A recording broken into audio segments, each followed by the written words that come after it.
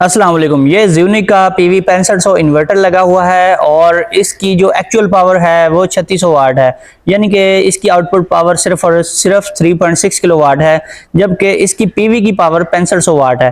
तो इसका मतलब ये है कि आउटपुट पे ये आपको 3600 वाट से ज़्यादा प्रोवाइड नहीं कर सकता, लेकिन पीवी की 6500 पावर का मतलब ये है कि ये बैटरियाँ जो चार्ज करवाता है, अगर वो पावर भी इसमें इंक्लूड कर लें और आपने बहुत ज़्यादा पैनल इसके साथ लगाए हुए हैं, यानी कि 10-12 पैनल भी आप लगा सकते हैं 6-6 की 2 स्ट्रिंग्स बनाकर, तो फिर भी आपको इसकी मैक्सिमम परफॉर्मेंस मिलेगी। ना सिर्फ ये 3500 यानी 3600 वाट तक का लोड चलाएगा, बल्कि साथ ही बैटरियों को भी इजीली चार्ज करवा लेगा। और आप इसके ऊपर एक एसी और बाकी 3-4 फैन वगैरह और जो भी चीज़ें होती हैं छोटी मोटी वो सारी घर की चला सकता है। और ये ड्यूल इनपुट है और इसकी पीवी भी ड्यूल है, इसमें PV1 PV2 की अलग अलग 2 पोर्ट्स दी गई हैं। और यहाँ पर आप देख सकते हैं कि 27.5 वोल्ट पे इस टाइम इनकी बैटरी है। हालांकि बैटरी फुल चार्ज हो चुकी है, लेकिन फिर भी 27.5 पे आने का मतलब ये है कि इन्होंने फ्लोट वैल्यू गलत रखी हुई है।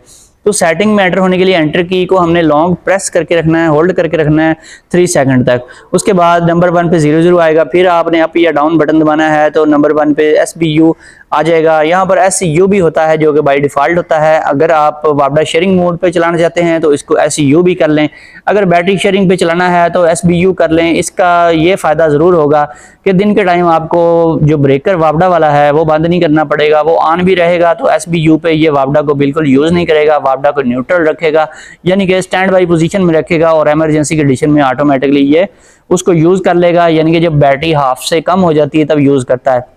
और सेकंड ऑप्शन जो है इसमें वो एम्पेयर का है, यानी कि चार्जिंग कितने एम्पेयर से सोलर से रखनी है आपने। यहाँ पे 30 एम्पेयर रखे हुए हैं इन्होंने। अगर आपकी 230 एम्पेयर की बैटरी है तो 30 एम्पेयर ठीक है, यानी कि जो TX 2500 बैटरी होती है उसके लिए ये वैल्यू ठीक है। लेकिन अगर आप TX 1800 बैटरी यूज़ कर रहे हैं तो फिर आपने यहाँ पर 20 एम्पेयर की वैल्यू सेट करनी है। अगर आप नॉर्मल बैटरी जो कि 27 प्लेट की होती है 200 प्लस एम्पेयर की होती है उसके लिए भी 20 एम्पेयर रखेंगे। अगर आप 100 एम्पेयर की छोटी बैटरी यूज़ कर रहे हैं या फिर 140 एम्पेयर तक, तो फिर आपने 20 एम्पेयर से कम वैल्यू कोशिश करनी है रखनी है। 10 एम्पेयर ही काफ़ी होते हैं। अगर बहुत ज़्यादा हैवी लोड चलाते हैं तो फिर आप एम्पेयर जो हैं वो थोड़े से ज़्यादा रख सकते हैं, लेकिन बड़ी से बड़ी बैटरी के लिए भी ये 30 एम्पेयर काफ़ी हैं। अगर आप इसमें लिथियम बैटरी यूज़ कर रहे हैं तो फिर आपने 40 एम्पेयर सेलेक्ट कर लेने हैं, क्योंकि लिथियम बैटरी जो है वो बड़ी फास्ट चार्जिंग उसकी होती है, तेज़ी से चार्ज हो जाती है। और नंबर 3 पे है आपने जो इसका मोड सेलेक्ट करना है, UPS सेलेक्ट करना है या APL करना है। ये होते हैं वोल्टेज रेंज। वोल्टेज रेंज की जो सेटिंग है इसमें 2 ऑप्शन आते हैं। UPS पे तब रखा जाता है जब आपके वोल्टेज भी पूरे रहते हैं, 170 से अबव रहते हैं वोल्टेज वापडा के, तो फिर इसको UPS पे रख लें। और UPS पे रखने का एक और पर्पस भी होता है, अगर आप PC यूज़र हैं, आप चाहते हैं कि आपका डाटा सेव रहे और वो जब वापडा इन होती है सिस्टम में या आउट होती है तो वो फ्लक्चुएट ना करे, तो ये फिर एक बेस्ट मोड है PC के लिए भी। और अगर आपके वोल्टेज का इशू है 170 से भी लो वोल्टेज होते हैं ग्रिड के, तो फिर आप इसको APL पे रख लें। जैसा कि KPK में कई एरियाज़ में वोल्टेज का इशू आता है और जहाँ पर लोड शेडिंग आजकल बहुत ज़्यादा हो रही है, वहाँ पे भी अक्सर देखा गया है कि वोल्टेज वापडा के, क्योंकि वहाँ पे उनका सिस्टम अच्छा नहीं होता तो इसलिए वहाँ पे वोल्टेज भी लो का इशू आता है। तो इस चीज़ को आपने मद्देनज़र रखते हुए अपनी मर्ज़ी से सिलेक्शन इसकी कर लेनी है। इसके बाद है जी बैटरी टाइप। 5 नंबर पे आपने रखना है USE का मतलब है यूज़र कस्टम डिफाइन सिलेक्शन। तो ये जब रखेंगे तो आप फिर अपनी मर्ज़ी के पैरामीटर जो हैं वो एडजस्ट कर सकते हैं 26 नंबर पे और 27 और 29, इसके अलावा 30 नंबर पे। तो वो आपने तब करने हैं जब यहाँ पे USE रखा होगा। और यहाँ पर USE रखने का मकसद ये है कि आप अपनी मर्ज़ी से चार्जिंग को कंट्रोल करवा सकें। अगर आप इसमें AGN सेलेक्ट कर लेंगे तो नॉर्मल लेड एसिड बैटरी के जो पैरामीटर्स हैं वो इसमें इंस्टॉल हो जाएंगे और इन्वर्टर उनको अपनी मर्ज़ी से ही चलाएगा, वो भी ठीक है अगर नॉर्मल बैटरी है। अगर आप इसमें रेगुलर बैटरी यूज़ कर रहे हैं तो फिर आप FLD भी जस्ट सेलेक्ट कर सकते हैं। और अगर आप लिथियम बैटरी यूज़ कर रहे हैं तो फिर आपको यहाँ पर USE सेलेक्ट कर लेना चाहिए, लेकिन कोई भी बैटरी टाइप है यहाँ पर आप USE सेलेक्ट कर लेंगे तो उसमें आपका फ़ायदा हो सकता है कि आप अपनी मर्ज़ी से चार्जिंग के पैरामीटर्स को कंट्रोल करवा सकते हैं। और बैटरी की कई टाइप्स होती हैं, इसके अलावा कुछ लोग डीप साइकिल बैटरीज भी यूज़ करते हैं तो उनके पैरामीटर्स डिफरेंट होते हैं, जो कि नॉर्मल लेड एसिड बैटरी के पैरामीटर्स हैं जो AGN सिलेक्शन पे आते हैं। लेकिन वो डीप साइकिल के ऊपर हम अप्लाई नहीं कर सकते। इसी तरह से जो लिथियम बैटरी के पैरामीटर्स हैं वो भी डिफरेंट होते हैं। तो यूएससी जो है एक ज़बरदस्त रेंज है, यहाँ पर अपनी मर्जी से हम सिलेक्ट कर सकते हैं। 6 नंबर पे है LFE। यहाँ बाई डिफ़ॉल्ट जो है LFD होता है, और ये सेटिंग तब काम करती है यानी कि जब आपका इन्वर्टर ओवरलोड हो जाता है। ओवरलोड होने के बाद अगर LFE रखा होगा यहाँ पे तो ऑटोमेटिकली वो दोबारा रीस्टार्ट हो जाएगा। अगर LFD रखा होगा तो वो उसका रीस्टार्ट जो है वो डिसेबल रहेगा। आपको इन्वर्टर के पास जाके उसको दोबारा से शट डाउन करके रीस्टार्ट करना पड़ेगा मैनुअली।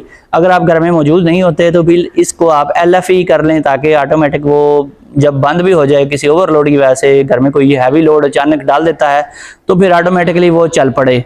तो ये एक बेस्ट सेटिंग है, और इसका फ़ायदा भी है और नुकसान भी है। नुकसान ये हो सकता है कि अगर वो हैवी लोड हटता नहीं है, कोई घर में मौजूद नहीं है, तो फिर बार बार ऑन ऑफ होता रहेगा, इन्वर्टर जल भी सकता है। 7 पे भी इन्होंने LFE रखा हुआ है जो कि इनेबल रखा हुआ है। ये है जी ओवर टेम्परेचर के ऊपर जब इन्वर्टर रीस्टार्ट होने की कोशिश करता है तो इनेबल रखा हुआ है, यानी कि इन्वर्टर हीटअप भी हो गया और उसके बाद आउटपुट उसने बंद कर दी।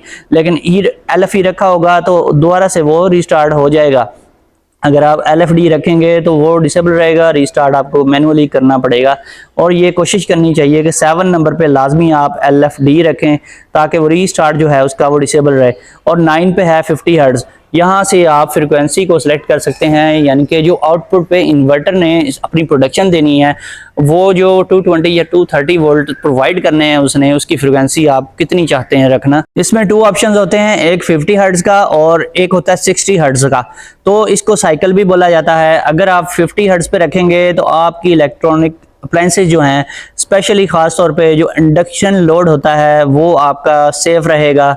और अगर आप 60 हर्ट्ज़ कर लेते हैं तो आपकी काफ़ी सारी चीज़ें जल सकती हैं, इसलिए कभी भी 60 पे इसको ना सेलेक्ट करें। 10 पे है 230 वोल्ट। ये आउटपुट के वोल्टेज हैं जो इन्वर्टर ने आउटपुट में प्रोवाइड करने हैं, और ये बाय डिफ़ॉल्ट 230 वोल्ट पे ही होता है। इसका फ़ायदा ये है कि अगर आपके फ़ैन हैं और जैसे ही वापडा बंद होती है तो वो स्लो हो जाते हैं, या फ्रिज है वो कूलिंग करने छोड़ देता है या स्लो हो जाता है, तो उसका कंप्रेसर सही तरीके से वर्किंग नहीं कर रहा होता, तो फिर इसको 230 वोल्ट पे रखें, उसका फ़ायदा हो सकता है।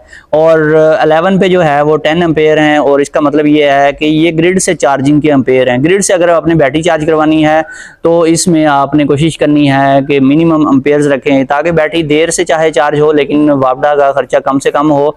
तो 2 एम्पेयर रख लें, 10 भी रख सकते हैं, 20 भी रख सकते हैं, और बहुत बड़ी बैटरी भी हो तो कोशिश करें 20 एम्पेयर से ज़्यादा कभी ना रखें। एक तो इन्वर्टर के ऊपर लोड आ जाता है, और दूसरा ये होता है कि इन्वर्टर जो है लोड की वजह से हीटअप भी हो रहा होता है, और आपकी बैटरियां जो हैं वो भी ज़्यादा एम्पेयर से फास्ट चार्जिंग होती है, वो भी ख़राब होने के चांसेस भी बढ़ जाते हैं। इसके अलावा जो 12 नंबर पे है ये है जी आपने बैटरी कब तक यूज़ करवानी है। यहाँ पर 23.5 वोल्ट इन्होंने मैनुअली सिलेक्ट किए हुए हैं।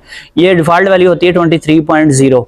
तो बैटरी आपने कितनी डिस्चार्ज करवानी है, इसका मतलब ये है कि सारा दिन सोलर चलने के बाद शाम के टाइम आपकी जो बैटरी जैसे ही 23.5 वोल्ट पे पहुंचेगी तो ये बैटरी को यूज़ करना बंद करेगा। हो सकता है आपकी 10 बजे पहुंचे रात को, और ये आपके लोड पे डिपेंड करता है, जितना ज़्यादा लोड डालेंगे उतनी जल्दी ही वो इस लेवल पे पहुंच जाएगी। तो जब इस लेवल पे पहुंचेगी तब ये बैटरी को यूज़ करना बंद कर देगा, और आपका लोड ऑटोमेटिकली वापडा के ऊपर शिफ्ट कर देगा, वापडा को ऑन करवाएगा सिस्टम में, और वापडा से फिर चार्जिंग अगर रखी होगी तो चार्जिंग भी ऑन हो जाएगी। अदरवाइज तब तक ना बैटरी जो है डिस्चार्जिंग उसकी बंद होगी, और जो आपका लोड है वो भी बैटरी से चलता रहेगा, और वापडा पे ये शिफ्ट नहीं होगा, ना लोड को डालेगा ना चार्जिंग को। यहाँ पर मोस्ट इंपॉर्टेंट जो नोट है वो मैं ऐड करता चलूँ कि 12 नंबर और 13 नंबर की सेटिंग सिर्फ और सिर्फ तभी काम करती है जब आपने नंबर 1 पे SBU रखा हो। अगर आपने बैटरी शेयरिंग यानी SBU मोड रखा है तभी ये काम करेगी। अगर आपने ग्रिड शेयरिंग यानी SUB का मोड सेलेक्ट किया हुआ है तो फिर ये 12 नंबर और 13 नंबर पे चाहे जो मर्जी वैल्यू रख लें ये बिल्कुल काम नहीं करेगी। और कुछ लोग सोचते हैं कि ये बैटरी को चार्ज करवाती है। ये चार्ज करवाने से इसका सिर्फ इतना सा ताल्लुक होता है कि इसने 12 नंबर ने जो वैल्यू आपने रखी हुई है और वहां तक इसने बैटरी को डिस्चार्ज करवाना है, उसके बाद इन्वर्टर ने चले जाना है चार्जिंग पे, और चार्जिंग उसने करनी है एक ख़ास लेवल तक जो आपने 13 नंबर पे सेटिंग रखी होगी। लेकिन 12 नंबर की सेटिंग जो है ये सिर्फ डिस्चार्जिंग से ताल्लुक़ रखती है।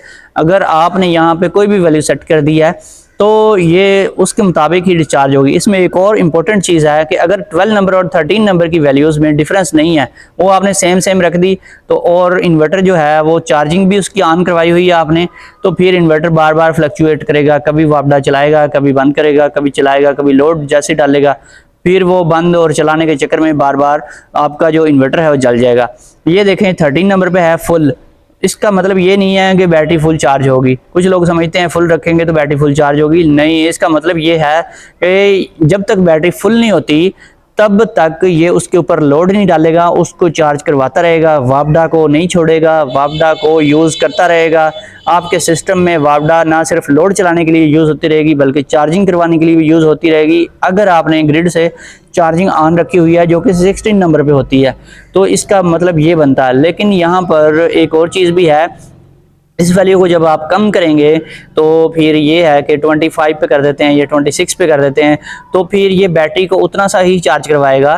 ख़ास तौर पे ये सेटिंग आपको रात के टाइम असल में काम देती है कि उतने लेवल तक ये वापडा से चार्जिंग करवाएगा। उसके बाद जब बैटरी उस लेवल तक पहुंचेगी, बिलफर्ज आप 26 पे रख देते हैं, जब बैटरी 26 तक चार्ज हो जाएगी तो ये दोबारा से वापडा को कट ऑफ करवा देगा और लोड उसके ऊपर डालना स्टार्ट कर देगा और लोड डालेगा, फिर उसको यूज़ करता रहेगा। जब 12 नंबर पे जो रखी हुई वैल्यू 23.0 उस तक पहुंचेगी तो फिर डिस्चार्जिंग को बंद कर देगा और दोबारा से वापडा को ऑन कर देगा और चार्जिंग भी और लोड भी आपका ग्रिड के ऊपर शिफ्ट हो जाएगा। इसलिए इन दो वैल्यूज़ के दरमियान जो डिफरेंस है वो मैक्सिमम रखना है आपने, ताकि बार बार ये जो प्रोसेस है वो बार बार ना चले।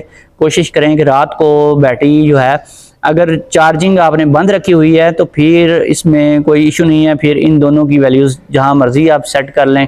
लेकिन अगर आपने ग्रिड से चार्जिंग रखी हुई है तो फिर 12 और 13 नंबर की जो सेटिंग्स हैं इनके दरमियान में एक वाइड डिफरेंस आपको रखना पड़ेगा, ताकि ये जो प्रोसेस है वो बार बार ना हो। और बार बार होने से एक तो आपकी बैटरी की लाइफ ख़त्म हो जाती है, उसके लाइफ साइकिल कम हो रहे होते हैं, उसकी हेल्थ भी कम हो रही होती है, और दूसरा ये है कि बार बार चार्जिंग की वजह से आपका चार्जिंग का तो बिल आएगा और फ़ायदा कोई नहीं है। चार्जिंग भी चल रही होगी और साथ लोड भी चल रहा होगा। और 16 नंबर पे SNU बाई डिफ़ॉल्ट SNU आता है और ये यहाँ पर CSO कर दें। अगर आप चाहते हैं दिन को सोलर से हो और रात को वापडा से चार्जिंग हो तो यहाँ पर CSO कर दें। अगर आप चाहते हैं चार्जिंग बिल्कुल बंद हो जाए और सिर्फ सोलर से चार्जिंग हो तो OSO आप कर लें। और अगर आप चाहते हैं सिर्फ यूटिलिटी से चार्जिंग हो तो भी UEI भी कुछ इन्वर्टर्स में ऑप्शन होता है, वो भी सिलेक्ट कर सकते हैं। SNU का मतलब ये है कि सोलर और यूटिलिटी, यानी कि सोलर और ग्रिड दोनों मिलकर दिन के टाइम भी चार्ज करवा रहे होते हैं बैटरी को। लेट्स सपोज आपकी जो सोलर पावर है वो इतनी कैपेबल है कि वो आपको सिर्फ 5 एम्पेयर प्रोवाइड कर सके चार्जिंग के, जो कि वीक टाइम होता है सुबह का आमतौर पे देखा गया है, और बाकी आपने चार्जिंग रखी हुई है 30 एम्पेयर से, बाकी 25 एम्पेयर उसने लेने ग्रिड से। वो ग्रिड से जब इतनी ज़्यादा चार्जिंग लेगा वो आपके 30 एम्पेयर की चार्जिंग को पूरा करने के लिए, तो फिर आपका बिल बहुत ज़्यादा आएगा। दिन के टाइम भी अगर आपकी ग्रिड से चार्जिंग होती रहे तो फिर कोई फ़ायदा नहीं है। ये फ़ायदा उनको होता है जिनके पास बहुत कम सोलर पैनल लगे हुए हैं या लोड शेडिंग बहुत है या फिर उनकी बैटरियां छोटी हैं, तो वो कहते हैं चले जी इसके साथ ग्रिड का आसरा हो जाता है बैटरियों को और थोड़ी बहुत ग्रिड भी यूज़ करता रहे, बिल का कोई इशू नहीं है, बिल का मसला ही कोई नहीं है, तो हमारा जो सिस्टम है वो ट्रिप ना हो। तो फिर SNU एक बेस्ट वैल्यू है। लोग मुझसे पूछते हैं कि बेस्ट वैल्यू कौन सी है। ये सारी वैल्यूज़ जो भी दी गई होती हैं वो बेस्ट होती हैं अपनी जगह पे। तो ऐसा नहीं हो, कुछ लोगों के लिए सूटेबल है और कुछ लोगों के लिए OSO एक बेहतरीन मोड है। अगर बचत का मोड चाहते हैं तो फिर आपने OSO ही रखना है, फिर आपको SNU रखने का कोई फायदा नहीं होगा। हाँ, अगर मैनुअली आप वापडा को ऑन ऑफ करवाते हैं फिर इसको चाहे SNU पे रखें, चाहे CSO पे रखें या OSO पे रखें, तो फिर तो ग्रिड से चार्जिंग, जब ग्रिड अवेलेबल ही नहीं है तो चार्जिंग भी नहीं होगी। इसके अलावा अगर आपने नंबर 1 पे SBU यानी बैटरी शेयरिंग वाला मोड रखा हुआ है, और इसमें यह होता है कि दिन के टाइम आपका इन्वर्टर जो है बैटरी शेयरिंग वाले मोड पे वापडा को कट ऑफ करवा देता है, तो फिर SNU रखने का आपको कोई फायदा नहीं होगा। सोलर से चार्जिंग तो हो रही होगी लेकिन वापडा की चार्जिंग साथ उसमें मिक्स नहीं होगी। इवन के आपकी बैटरी लो भी हो जाती है तो फिर भी वो सोलर से ही चार्जिंग करवाता रहता है। और इसके अलावा वो लोग जो समझते हैं कि SNU रखने से जो एम्पेयर हमने रखे हुए हैं सोलर की चार्जिंग के 2 नंबर पे और ग्रिड की चार्जिंग के 11 नंबर पे, दोनों वो प्लस हो जाते हैं, यानी कि बिल फर्ज आपने 20 एम्पेयर रखे हुए हैं 2 नंबर पे जो कि सोलर से हैं, और 30 एम्पेयर बिल फर्ज आप कर लेते हैं ग्रिड के चार्जिंग के जो कि 11 नंबर पे हैं, तो वो समझते हैं कि 50 एम्पेयर यहाँ पे चार्जिंग के आएंगे। वो ऐसा हरगिज़ नहीं है। मैक्सिमम चार्जिंग आपको उतने ही मिलेगी जो आपने 2 नंबर पे जो सोलर की रखी हुई है।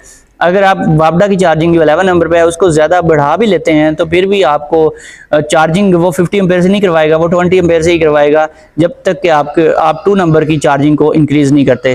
दोस्तों, ये काफ़ी सारी चीज़ें होती हैं जो मैं हर वीडियो में नहीं बता सकता, क्योंकि वीडियो काफ़ी लेंथी हो जाती है और आप दोस्त फिर बोर हो जाते हैं। लेकिन बहुत सारे लोग कमेंट्स में कहते हैं जी कि वीडियो जो है डिटेल के साथ बताया करें, और ये जो वीडियो आज की है इसमें एक नॉर्मल टाइप की डिटेल दे रहा हूँ, तो इसमें देख लीजिए काफ़ी लंबी वीडियो हो जाएगी, और लेकिन इससे भी ज़्यादा डिटेल दी जा सकती है जो कि आपके मेरे ख्याल में ज़्यादा काम आने वाली नहीं है। 17 नंबर पे है बी ऑन। ये इसका मतलब है बजर ऑन।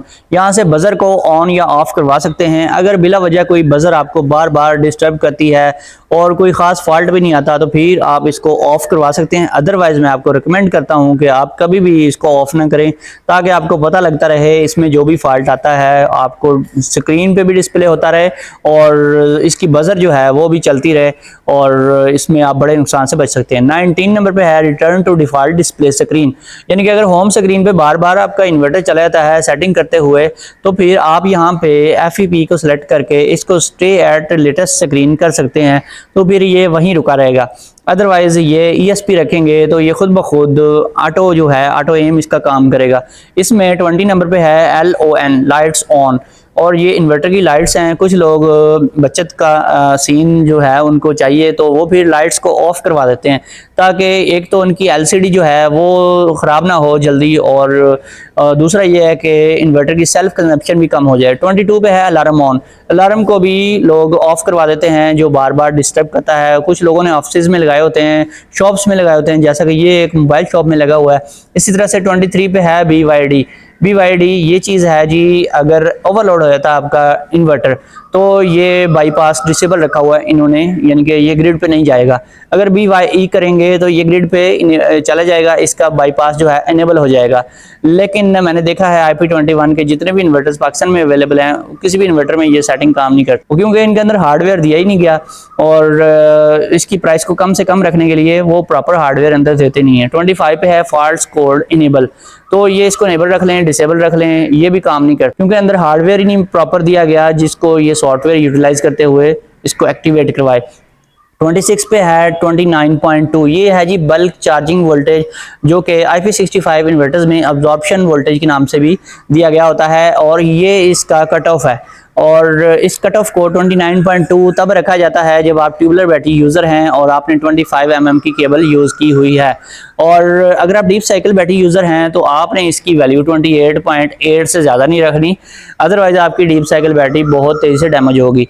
और इसके अलावा अगर आप normal lead acid battery use कर रहे हैं, जो कि सिंपल बैटरी होती है, जो कि कारों या फिर गाड़ियों में सेल्फ लगाने के लिए होती है, वो लोग भी लगा लेते हैं इन्वर्टर के साथ, तो उसकी वैल्यू काफ़ी कम रखी जाती है, क्योंकि वो जल्दी ख़राब हो जाती है, बहुत सेंसिटिव होती है, उसकी प्लेट्स जो हैं जल्दी गलना शुरू होती हैं। वो 28.2 पे रखी जाती है। इसमें जिस साइज़ की मर्ज़ी आपने बैटरी लगानी है तो उसकी वैल्यू आपने यही रखनी है। इसके अलावा अगर आपको कहीं से लिथियम बैटरी 24 वोल्ट की मिल जाती है, जो कि बड़ी मुश्किल से मिलती है, तो आप इसकी वैल्यू को 28.8 पे रखेंगे, जो कि एक डीप साइकिल बैटरी जो कि लेड एसिड बैटरी होती है उसके लिए यूज़ की जाती है। इसके अलावा सील्ड लेड एसिड बैटरीज भी आती हैं, वो बेसिकली होती लेड एसिड बैटरीज ही हैं, वो बनी होती हैं आमतौर पे गाड़ियों में रखने के लिए या ऐसी चीज़ों में वो इंस्टॉल की जाती हैं जिसमें वो हिलने जुलने का सीन होता है, यानी कि बार बार उसका एसिड हिलने जुलने की वजह से बाहर आ रहा होता है और वो जो सरफेस है वो ख़राब हो रही होती है। उसके पैरामीटर्स भी आपने 28.2 से ज़्यादा नहीं रखने, अदरवाइज वो ख़राब हो जाएगी। ये बेसिकली होता है कट ऑफ, और CU साथ लिखा भी हुआ है, ये कट ऑफ है, और इसके मुताबिक ही इन्वर्टर ने चार्जिंग करवानी है। ये ना सिर्फ कट ऑफ है बल्कि चार्जिंग के वोल्टेज भी हैं, और ये इस आपका जो इन्वर्टर है अगर इस वैल्यू को आप कम रखेंगे तो बैटरी मुकम्मल चार्ज नहीं होगी और जल्दी कट ऑफ हो जाएगी। और इतने वोल्ट से आपके इन्वर्टर ने बैटरी को चार्ज भी करवाना होता है, लेकिन स्टार्ट में जब लोड होता है चार्जिंग का तो वोल्टेज लो हो जाते हैं। और जैसे जैसे बैटरी फुल होती जाती है, ये जो चार्जिंग के वोल्टेज हैं ये बैटरी के टर्मिनल पे बढ़ना शुरू हो जाते हैं, और बढ़ते बढ़ते जब 29.2 पे पहुंचते हैं तो इन्वर्टर कट ऑफ करवा देता है। तो ये अगर 20 एम्पेयर पे आप एक 27 प्लेट या फिर TA1800 की बैटरी को रखते हैं तो तकरीबन देखा गया है कि 2 घंटे में फुल हो जाती है, और फुल होने के बाद कट ऑफ हो जाती है। जब कट ऑफ होती है तो फिर क्या होता है, फिर वो जाती है जी फ्लोट वैल्यू पे। फ्लोट वैल्यू जो कि 27 नंबर पे दी गई है, यहाँ पर आती है। फुल होने के बाद अगर आपने यहाँ पर 28 वोल्ट रखे हुए हैं या 27.5 भी रखे हुए हैं तो वो गलत है। आपने यहाँ पर 27.0 वोल्ट रखने हैं, चाहे आपकी नॉर्मल लेड एसिड बैटरी है, डीप साइकिल बैटरी है, या फिर आपकी जो बैटरी ट्यूबुलर है उसके लिए भी 27 से ज़्यादा आपने ये वैल्यू नहीं रखनी। हाँ, सिर्फ एक केस में ज़्यादा वैल्यू रखनी है, जब आप लिथियम बैटरी यूज़ करते हैं। लिथियम बैटरी के केस में आप इसको 28.0 रख सकते हैं और इसकी वैल्यू रखी जाती है, बल्कि उससे ज़्यादा अगर आप रखेंगे तो आपकी लिथियम बैटरी ब्लास्ट हो सकती है। और कुछ लोग लालच में पड़ जाते हैं, जी बैटरी थोड़ी सी पुरानी हो गई है, अब इससे बैकअप थोड़ा सा बढ़ा लें, तो फिर वो बढ़ाने की कोशिश करते हैं तो लिथियम बैटरी उनकी ब्लास्ट होती है, तो बहुत ज़्यादा डैमेज देती है। तो इसकी वैल्यू से कभी छेड़छाड़ ना करें।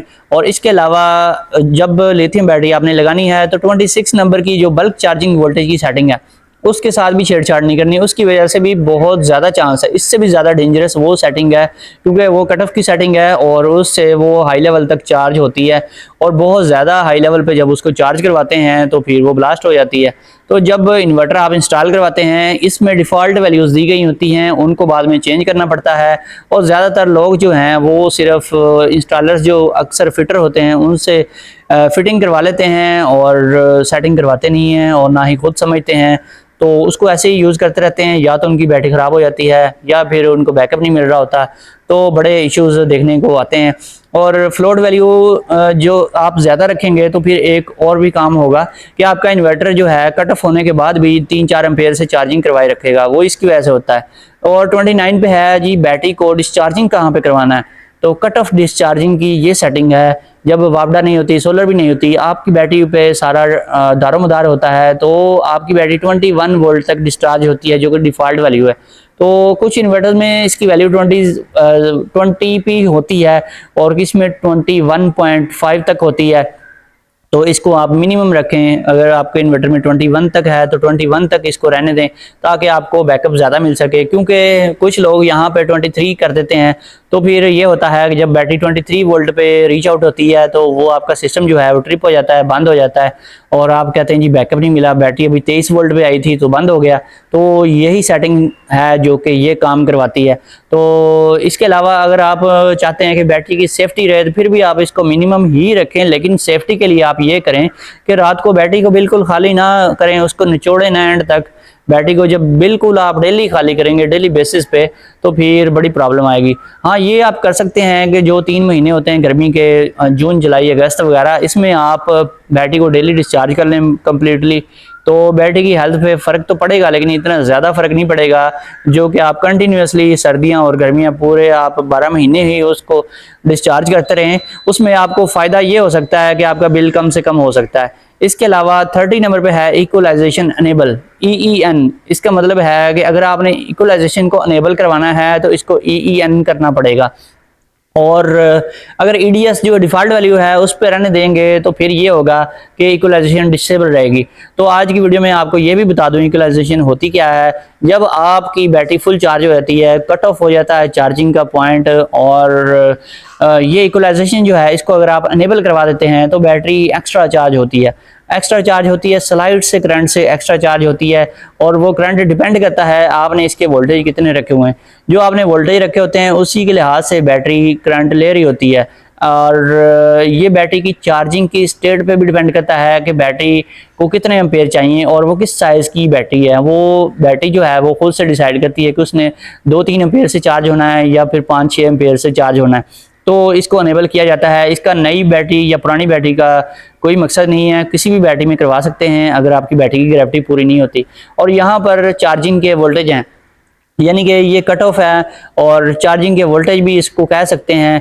तो ये चार्जिंग के वोल्टेज जब तक आप सेट नहीं करेंगे आपको इक्वलाइजेशन करवाने का बिल्कुल फ़ायदा नहीं होगा। बहुत से लोग उसको इनेबल तो कर लेते हैं, फिर कहते हैं जी कोई फायदा नहीं हुआ।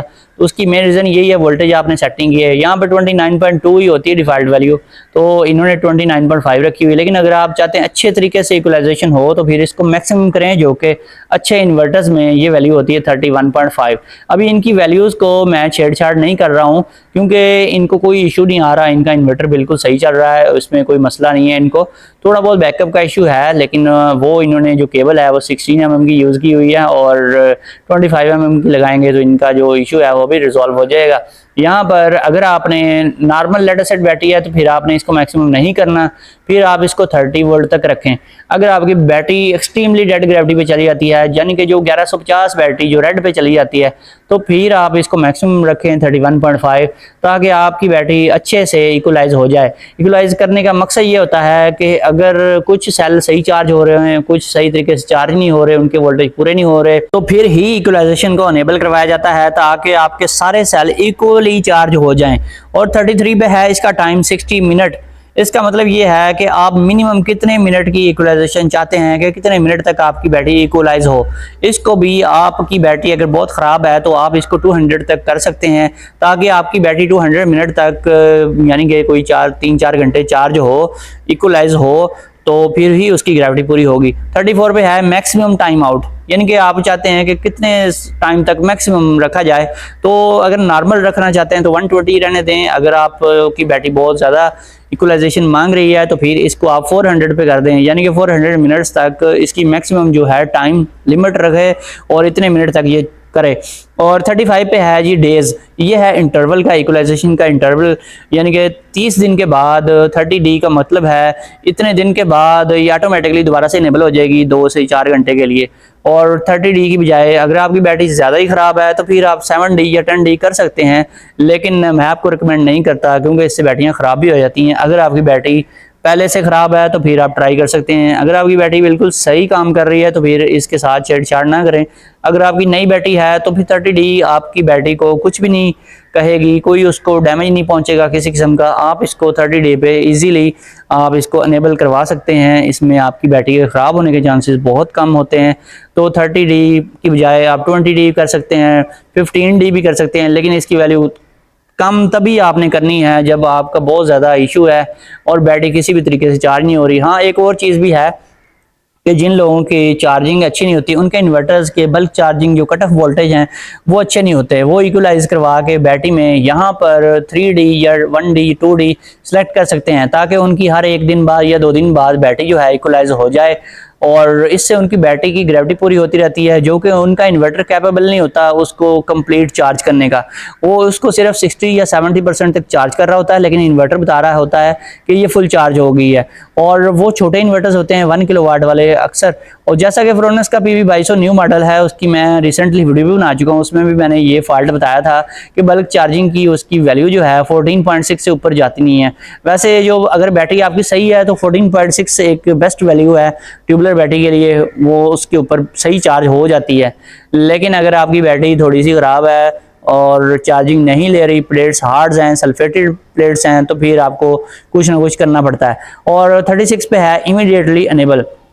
अगर आप चाहते हैं कि इमीडिएटली इनेबल हो जाए तो यहाँ पर AEN को सिलेक्ट कर लें। अदरवाइज जो डिफ़ॉल्ट वैल्यू है वो ADS है, जो कि डिसेबल वैल्यू है, तो इसको डिसेबल ही रहने दें। और इसका कोई ख़ास पर्पज़ नहीं है, आप इसको डिसेबल ही रखें तो ज़्यादा बेहतर है। लेकिन अगर आप चाहते हैं कि फौरी तौर पे अभी के अभी स्टार्ट हो जाए इक्वलाइजेशन, तो फिर यहाँ पर AEN को सिलेक्ट कर लें। अगर आप AEN को सिलेक्ट नहीं करते और आपने इक्वलाइजेशन को अनेबल करवाया हुआ है तो वो फिर 1 महीने के बाद जो आपने टाइम लगाया हुआ है तभी वो अनेबल होगी। और 37 पे है ऑफ। यहाँ पर ऑफ का मतलब ये है कि ग्रिड टाई के तौर पे इसका जो फीचर है वो ऑफ है, यानी कि ये अब नेट मीटिंग वाली पोजीशन में नहीं है, ये ग्रिड फीडिंग नहीं करवाएगा। अगर आप HYD यानी कि हाइब्रिड मोड को सिलेक्ट कर लेते हैं तो फिर ये ग्रिड फीडिंग स्टार्ट कर देगा। और मैं सेटिंग करवाता रहता हूँ बहुत सारे लोगों की, तो मैं देखता हूँ कि उन्होंने यहाँ पे HYD रखा होता है और जिसकी वजह से उनका इन्वर्टर जो है वो रिवर्स फीडिंग कर रहा होता है, उन्होंने ग्रीन मीटर भी नहीं लगवाया होता। तो उससे होता ये है कि उनका ग्रीन मीटर नहीं होता, तो जो सिंपल मीटर है वो रिवर्स होने की बजाय वो फॉरवर्ड में चलता रहता है, वो डबल स्पीड से फॉरवर्ड में चल रहा होता है सिर्फ इस ग्रिड फीडिंग की वजह से। तो इसके साथ छेड़छाड़ आपको बहुत महंगी पड़ सकती है। अगर आप इसको चेक नहीं करेंगे और महीने बाद जब बिल आएगा तब तब आपको पता लगेगा कि कहीं ना कहीं पे कोई ना कोई गड़बड़ जरूर मौजूद है जिसकी वजह से मेरा बिल ज्यादा आ रहा है। तो उसकी मेन रीजन यही होती है। और ज्यादातर ये लोग जो हैं वो ऑफ ही रखते हैं, क्योंकि डिफॉल्ट वैल्यू भी ऑफ ही आती है। जब आपने ग्रिड फीडिंग को अनेबल करना है ग्रीन मीटर लगने के बाद, तो फिर आपने यहाँ पे HYD कर देना है। और इसके अलावा 38 पे जो अम्पेयर हैं वो भी आपने सेट कर देने हैं अपने सोलर पैनल्स का हिसाब लगा के कि आपकी प्रोडक्शन कितनी होती है और आपका लोड कितना है, और बैटरी चार्जिंग ये सब कुछ उसमें से एलिमिनेट करके बाकी आपने अम्पेयर सेट कर देने हैं। और इसके अलावा आपने नंबर 1 पे SUB भी रखना है। अगर आपने नंबर 1 पे SUB ना रखा तो ग्रिड फीडिंग अनेबल नहीं होगी, आपका इन्वर्टर ग्रिड फीडिंग स्टार्ट नहीं करेगा। चाहे आप यहाँ से इसको अनेबल करवा भी लें, HYD कर भी लें, वो फिर भी ग्रिड फीडिंग स्टार्ट नहीं करता जब तक आप वापडा शेयरिंग वाला मोड सेलेक्ट नहीं करते। इसके अलावा एक और चीज भी है जो कि ग्रिड फीडिंग के एम्पेयर्स हैं वो 38 पे होते हैं। यहाँ पर नॉर्मल जो है 10 एम्पेयर होते हैं। 10 एम्पेयर का मतलब ये है कि 220 से मल्टीप्लाई करें तो ये बनते हैं 2200 वाट्स, यानी कि 2200 वाट तक ये ग्रिड फीडिंग करवाएगा अगर यहाँ पर आपने 10 एम्पेयर रखे हुए हैं। अगर आप यहाँ पर 15 एम्पेयर कर देते हैं तो ये इसकी ग्रिड फीडिंग की कैपेसिटी भी बढ़ जाएगी, ये 3300 वाट पे चला जाएगा। लेकिन मैं आपको रिकमेंड नहीं करता कि आप इतने छोटे इन्वर्टर के साथ ग्रिड फीडिंग करवाएं, वो भी इसको मैक्सिमम खोल के। लेकिन अगर आपने लाजमी ग्रिड फीडिंग करवानी है और फिर आप चाहते हैं कि आपका इन्वर्टर भी सेफ रहे तो इसको 10 एम्पेयर से ऊपर कभी ना रखें। अगर अदरवाइज मैंने जगह जगह देखे इन्वर्टर उड़ जाते हैं लोगों के। ये वाले जो 3 किलोवाट के इन्वर्टर या 4 किलोवाट भी कहा जाता है, ये इतने ज़्यादा कोई पावरफुल नहीं होते, ग्रिड फीडिंग पे ये कामयाब नहीं है। 39 पे है लाइट्स ऑन। अगर आप चाहते हैं इन्वर्टर की लाइट्स को ऑफ करना है तो L ऑफ कर दें। इसका एक फ़ायदा होगा कि आपकी बचत होगी, सेल्फ कंजम्पशन में कमी हो जाएगी। 41 पे है इसकी L2 की सेटिंग। L2F का मतलब है कि सेकंड आउटपुट को जो है डिसेबल रखा हुआ है, यानी कि वो काम नहीं करेगी, काम तो करेगी, प्रोवाइड तो करेगी, लेकिन कट ऑफ उसका डिसेबल किया हुआ है। और इसको अनेबल करना है तो L2 0 पे करेंगे। फिर ये होगा कि कुछ लोगों ने हैवी लोड जो है L2 पे रखा होता है तो वो उनकी मर्जी के मुताबिक कट ऑफ हो जाता है। और इसके अलावा उसके फिर वोल्टेज भी सेट करने पड़ते हैं। और जो हैवी लोड यूज़र हैं उनको चाहिए नंबर 1 पे वापडा शेयरिंग वाला मोड यूज़ करें, SUB। अगर उन्होंने SBU मोड रखा हुआ है और चाहते हैं हैवी लोड भी कट ऑफ हो जाए, काम करे, तो वो काम नहीं करेगा जब तक आप फर्स्ट में वापडा शेयरिंग को नहीं करते। तो बहुत सारे इन्वर्टर्स में, जिस कंपनी के इन्वर्टर में भी देख लें आप, यही मसला आ रहा है। बैटरी शेयरिंग पे रखने से कभी भी काम नहीं करेगा, क्योंकि इन्वर्टर ने बैटरी को ही सेंस करना होता है और बैटरी को सेंस करके उसके वोल्टेज देख के उसके मुताबिक ही उसने कट ऑफ करवाना होता है। जब तक आप ग्रिड शेयरिंग वाला मोड नहीं रखेंगे तब तक वो कट ऑफ तो करवा देगा, लेकिन दोबारा से वापडा के आने के बाद भी वापडा को ऑन नहीं करवाएगा। ये कॉमन फॉल्ट देखा जा रहा है बहुत जगहों पे। 42 पे है इसके वोल्टेज, यानी कि L2 को कितने वोल्ट पे आपने कट ऑफ करवाना है। ये 22 वोल्ट है जो कि डिफॉल्ट वैल्यू है। अगर आप चाहते हैं हैवी लोड चलता रहे और बैटरी को एंड तक यूज करे तो 22 पे रहने दें। अगर आप चाहते हैं जल्दी कट ऑफ हो जाए तो फिर इसको 49 या 50 वोल्ट पे रख दें। बहुत ज़्यादा भी रखेंगे तो मसला आएगा दिन के टाइम, यानी कि सोलर होने के बावजूद भी आपका हैवी लोड जो है वो सोलर से नहीं चलेगा। इसलिए इसको आप 48 या 49 रखें। 48 रखेंगे तो थोड़ी सी बैटरी को यूज़ करेगा और फिर कट ऑफ कर देगा। 49 पे रखेंगे तो बैटरी को तकरीबन ना होने के बराबर ही यूज़ करेगा और जल्दी ही कट ऑफ करवा देगा। तो दोस्तों ये बहुत काम की चीज़ें हैं जो कि लोग नहीं देखते, ना सोचते, ना समझते, और वीडियोज़ भी पूरी नहीं देखते और ऐसे ही सेटिंग कर लेते हैं। बाद में कहते हैं ये हो गया, वो हो गया। और फिर उसकी मेन रीज़न यही होती है कि आपकी सेटिंग जो है वो प्रॉपर नहीं की गई होती। सारी सेटिंग जब तक एक सीक्वेंस में ना हो तब तक आपका इन्वर्टर सही काम नहीं करता। बहुत से लोग कहते हैं एक सेटिंग बता दें बस हमारा काम चल जाएगा। वो ये नहीं समझते कि जब तक सारी चीज़ें ना देखी जाएं तब तक आपका इन्वर्टर सही तरीके से काम करेगा ही नहीं। तो दोस्तों इसकी थोड़ी सी एक फीस रखी हुई है 1000 ओनली। अगर वो पे करेंगे तो आपको टाइम मिलेगा, अपने कीमती वक्त में से थोड़ा सा टाइम निकाल के आपसे बात भी हो जाएगी और आपकी सेटिंग भी मैं चेक करके आपको बता सकता हूँ कि इसमें कौन कौन से फॉल्ट्स हैं। दोस्तों अगर वीडियो पसंद आई है तो वीडियो को लाइक एंड शेयर करें। फिर मिलेंगे नेक्स्ट वीडियो में। ओके, अल्लाह हाफिज़।